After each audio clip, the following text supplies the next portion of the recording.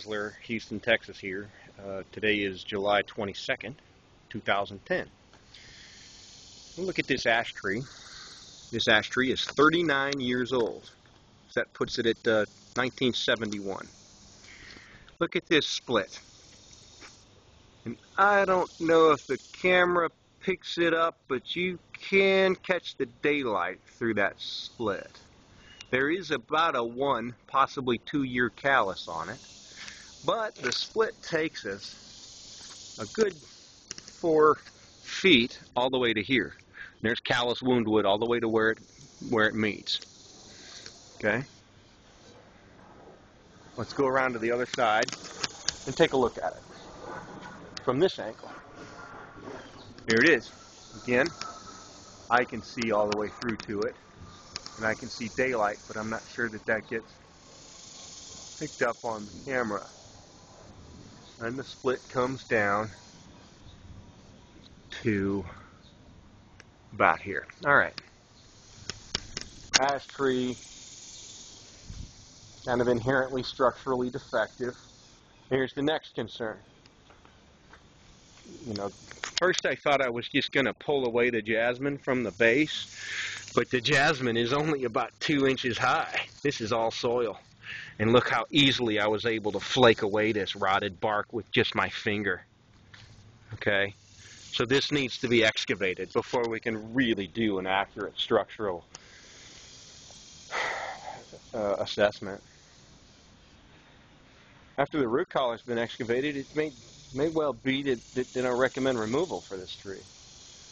But in the meantime, let's separate the basal disorders, the root collar disorders, from the split. My proposition is to remove that leader, the one in the middle that goes over the roof. Okay, that one's gone.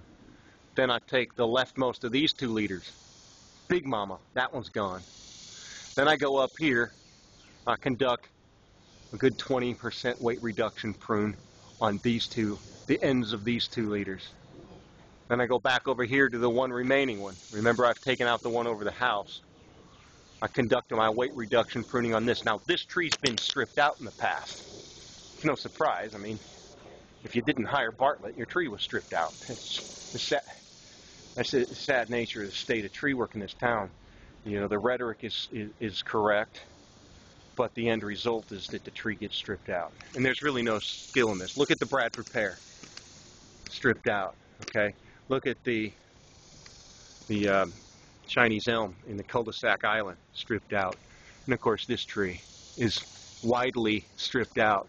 And it's been a few years, so some sprouts are as much as 1.5 inches in diameter.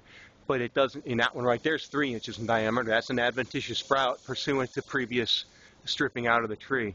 But it doesn't change the fact that a limb like this, for example, is completely lion-tailed, and weight reduction pruning on the end of it is going to be quite a challenge. Because what the heck is there to cut back to? So, and I would put a cable up in between the 2 remaining leaders, and I'd put a through bolt between the split. That is, providing we don't make a recommendation for removal after having excavated this root collar, because it's not pretty. So that's the case with this tree. Now, I haven't even addressed this ash. I didn't get time to ask the homeowner whether or not this thing was planted on purpose. This is not exactly the place where you plant a shade tree tucked into the corner right up against the fence between the driveway, the sidewalk, and the fence. But we do need to address weight reduction, dead branches, roof clearance, wind sail reduction. Looks like there's another ash tree in the backyard too. We haven't looked at that yet. But this is my opinion about this tree.